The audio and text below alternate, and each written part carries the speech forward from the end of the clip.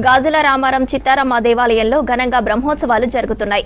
ప్రతి ఏటా జనవరి పుష్యమాసంలో గాజుల రామారం చిత్తారమ్మ అమ్మవారి ఉత్సవాలు 23 నుంచి 30 వరకు వైభవంగా నిర్వహించారు.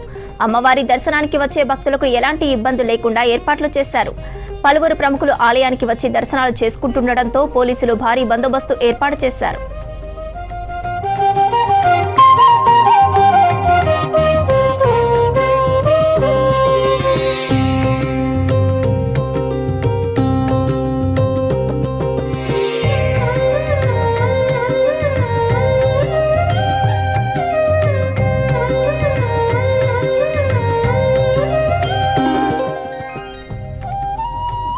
గాజుల రామారం చిత్తారమ్మ దేవాలయంలో ఘనంగా బ్రహ్మోత్సవాలు జరుగుతున్నాయి.